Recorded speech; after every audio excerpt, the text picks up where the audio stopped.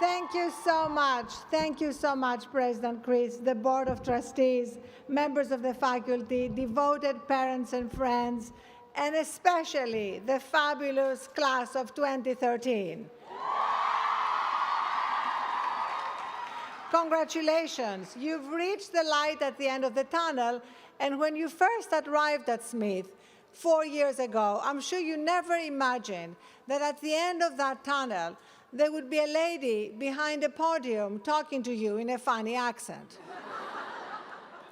This accent has been the bane of my existence until in 1980 I moved to New York from England and I met Henry Kissinger. And he said to me, don't ever worry about your accent. In American public life, you can never underestimate the advantages of complete and total incomprehensibility.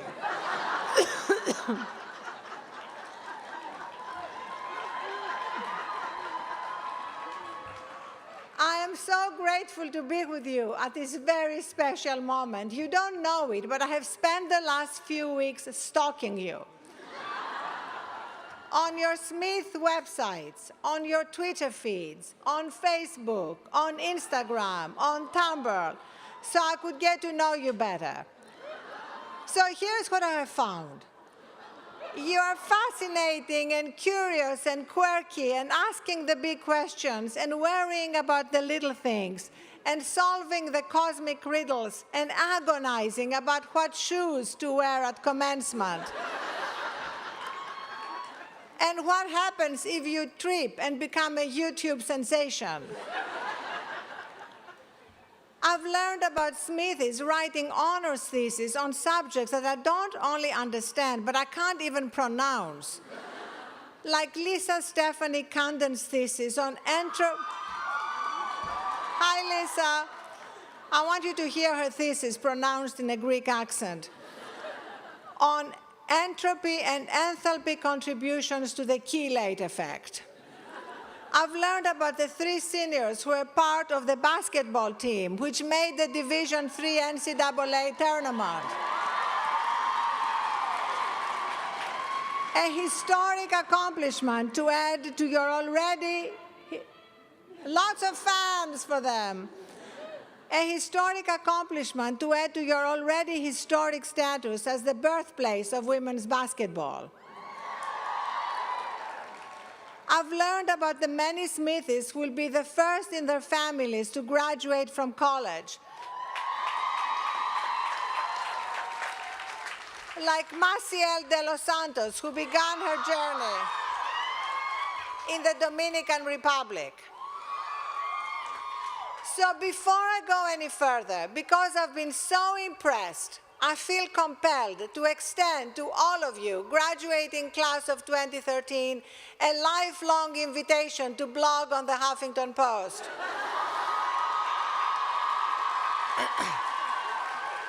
About your graduation and about all your adventures on the next stage of the journey you are starting today.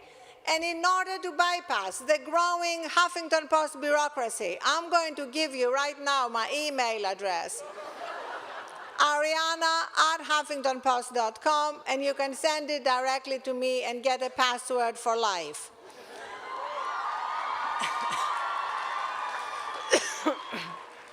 Getting to know you has made me feel very protective of you, especially because I have 2 daughters who are about your age, college-age kids.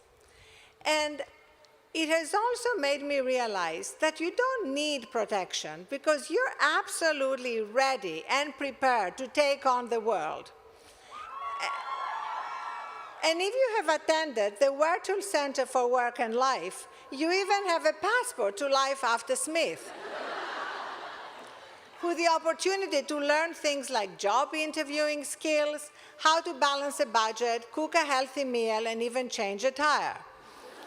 So you can consider my speech today a continuation of the Passport to Life after Smith. Though, in the interest of full disclosure, I can't cook and definitely cannot change a tire. But part of life after Smith will be deciding what things do you want to put your energy into and what things you don't. It was a big revelation for me when I realized that I didn't have to complete everything I thought I wanted to do, like learning German or becoming a good skier or learning to cook. Indeed, I realized that you can complete a project by dropping it.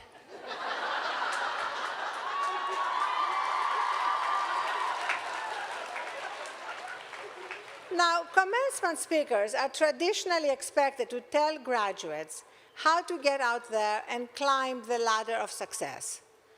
But I want to ask you instead to redefine success, because the world you're headed into desperately needs it, and because you're up to it. Your education at Smith has made it unequivocally clear that you're entitled to take your place in the world on equal footing in every field and at the top of every field. But what I urge you to do is not just to take your place at the top of the world, but to change the world. What I urge you to do is to lead the third women's revolution. The first was led by the suffragists over 100 years ago, when brave women like Susan B. Anthony and Elizabeth Cady Stanton fought, among other things, to give women the right to vote. The second women's revolution was powerfully led by Smith alumni, Betty Friedan and Gloria Steinem. They fought, and Gloria continues to fight, to expand the role of women in our society, to give us full access to the rooms of power where decisions are being made. And while the second revolution is still in progress, we simply cannot wait any longer for the third revolution to begin. And I can't imagine a place where I would be more likely to find the leaders of that revolution than right here at Smith. At the moment, our society's notion of success is largely composed of two parts: money and power. In fact, success, money, and power have practically become synonymous. But it's time for a third metric beyond money and power, one founded on well-being, wisdom, our ability to wonder and to give back.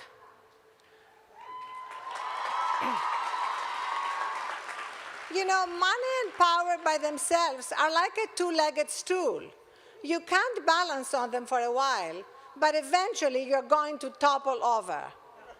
And more people, very successful people, are toppling over every day. Basically, success, the way we've defined it, is no longer sustainable. It's not sustainable for human beings. It's not sustainable for the planet.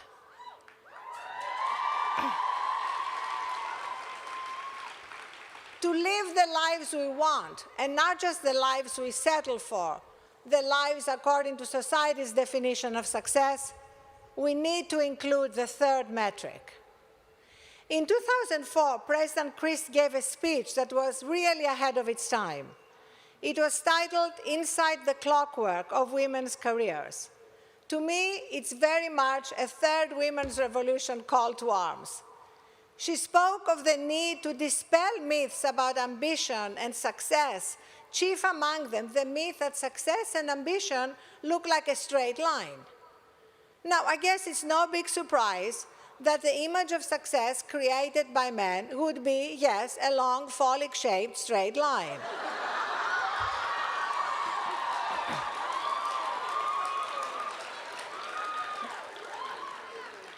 But if we don't redefine success, the personal price we pay will get higher and higher. As the data shows, already the price is much higher for women than for men.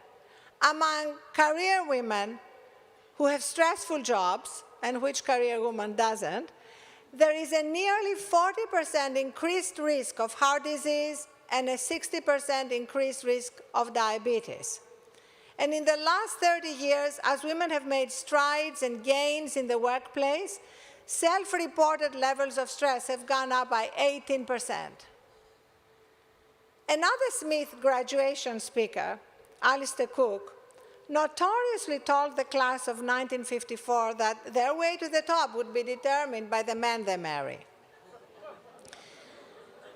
Well, I want to do old Alistair one better and tell you, you don't get to the top by marrying someone. A much simpler way is to sleep your way to the top.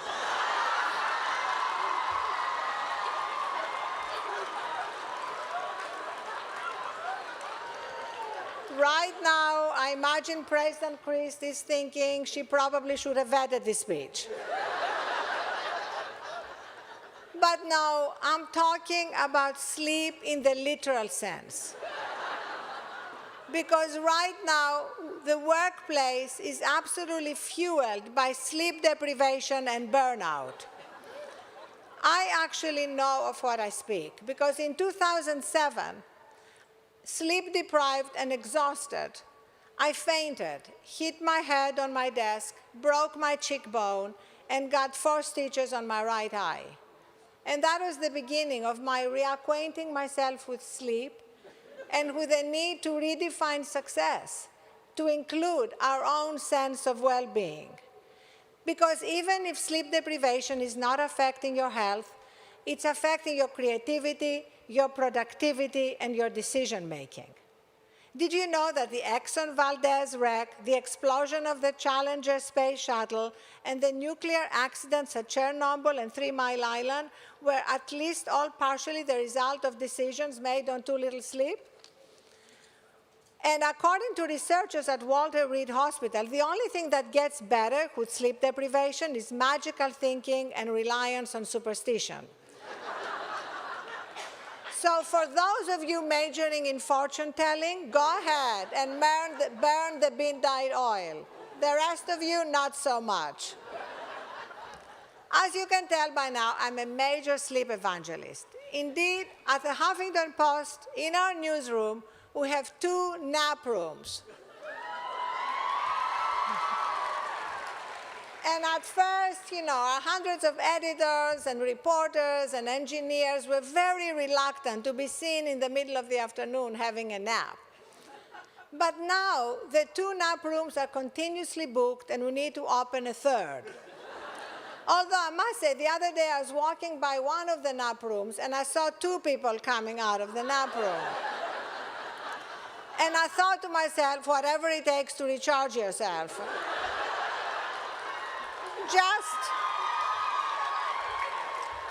Just please don't tell HR, okay? What adding well-being to our definition of success means is that in addition to looking after our financial capital, we need to look after our human capital. My mother was an expert at that. I remember when I was 12 years old, a successful Greek businessman came to dinner at our home in Athens. And he told us how well everything was going in his life. My mother looked at him, looking burned out, exhausted, drained, and said to him, I don't care how well your business is doing. You're not taking care of you. Your business might have a great bottom line, but you are your most important capital. There are only so many withdrawals you can make from your health bank account, but you just keep on withdrawing. You could go bankrupt if you don't make some deposits soon. And indeed, not long after that, the man had to be admitted for an angioplasty. When we include well-being in our definition of success, another thing that changes is our relationship with time. Right now, we are all so stressed out about time that every time we look at our watch, it's later than we think. Researchers have a term for it, time famine. And Dr. Seuss wrote about it, ahead of the researchers, of course. How did it get so late so soon, he wrote. It's night before it's afternoon. December is here before it's June. My goodness, how the time has flown. How did it get so late so soon? Does that feel familiar to anyone, or more likely to everyone? The problem is that as long as success is defined by just money and power, climbing, and burnout, we will never have the time to be able to enjoy that other aspect of the third metric, wonder. I was blessed with a mother who was living in a constant state of wonder, whether she was washing the dishes or feeding seagulls at the beach or reprimanding overworking businessmen. She maintained her sense of wonder, delighted at both the mysteries of the universe and the everyday little things that fill our lives. And whenever I'd complain or be upset about something, she would say to me, "Darling, change the channel. You're in control of the clicker. Don't replay that bad, scary movie." And one of the gifts that that attitude to life gave her was the ability to cut through hierarchies. I remember one night I was living in London and dating a Tory member of parliament. It must have been one of those decisions made on sleep deprivation. And he brought home to dinner the then Prime Minister Ted Heath. My mother was in the kitchen, where she was most of the time, and a plumber had to come in to fix some last-minute problem. So my mother asked the plumber what he thought of the Prime Minister. "Not much," the plumber said. "He hasn't been good for working people." "Oh," my mother said, "let me go bring him here so you can tell him directly." And she didn't think there was any problem at all about bringing the Prime Minister into the kitchen, and that's where he sat down and heard a mouthful from the plumber. Well-being, wonder, and now the third W, wisdom. If you look around you, you see leaders in positions of power, in politics, in media, in business, all of them with high IQs, great degrees, making terrible decisions. What is missing is not IQ, but wisdom. And today, it's getting harder and harder to tap into our own wisdom, because we are all so hyper-connected to our devices, our screens, our social media, that we're having a hard time disconnecting from technology and reconnecting with ourselves. Your very own, very wise Smith sophomore, Erin McDaniel, wrote in the Sophian about her decision to disconnect from all her social media. "We have eschewed," she said, "real social connections in favor of superficial, technology-bridged ones. We have become, in many cases, nearly as socially robotic as our computers." Now, you don't have the head of a digital company telling you to completely disconnect from technology. What I'm telling you is to regularly disconnect from technology, to regularly unplug and recharge in order to reconnect with ourselves and our own deepest wisdom.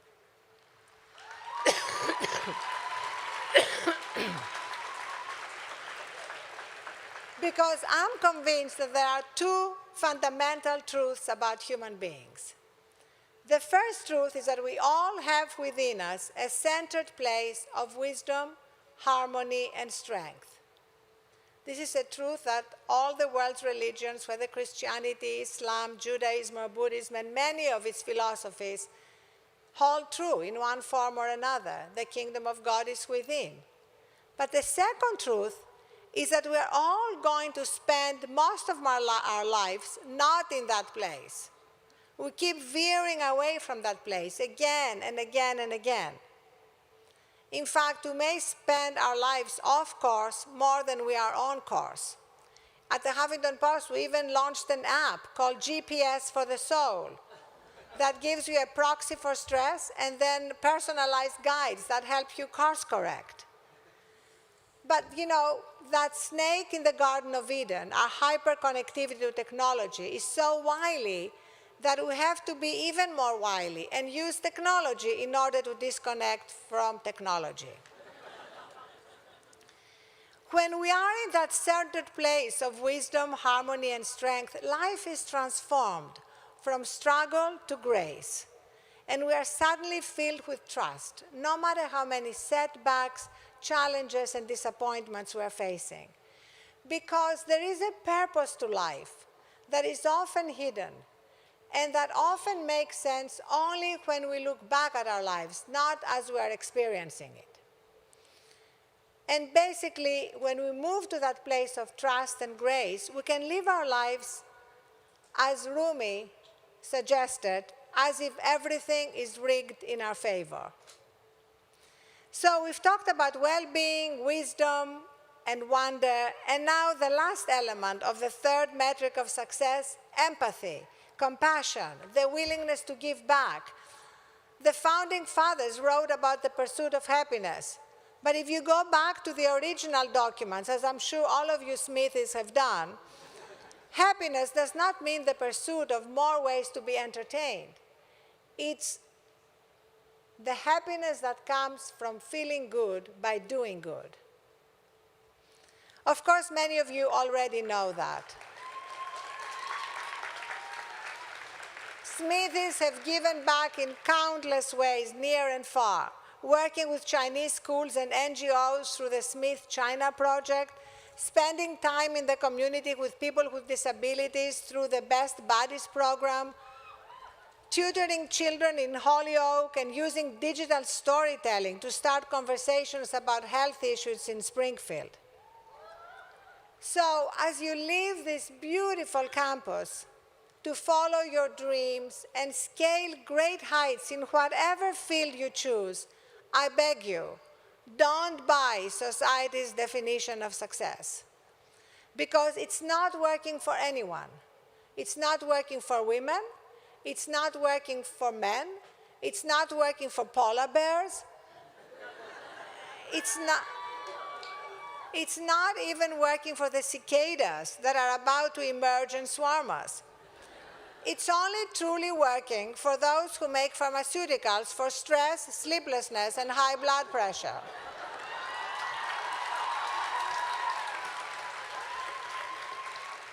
So please don't settle for just breaking through glass ceilings in a broken corporate system or a broken political system where so many leaders are so disconnected from their wisdom that we are careening from one self-inflicted crisis to another. Change much more than the M to a W at the top of the corporate flowchart. Change it by going to the root of what's wrong and redefining what we value and what we consider success. And remember that while there will be many signposts along your path directing you to make money and climb up the ladder, there will be very few signposts reminding you to stay connected to the essence of who you are, to reach out, to pause to wonder, and to connect to that place from which everything is possible. My Greek compatriot Archimedes said, "Give me a place to stand and I can move the world." So find your place to stand, your place of wisdom and peace and strength. And from that place, lead the third women's revolution and remake the world in your own image and your own definition of success, so that all of us, women and men, can live our lives with more grace, more joy, more empathy, more gratitude, and yes, more love. So, class of 2013, congratulations, onward, upward, and inward. Thank you.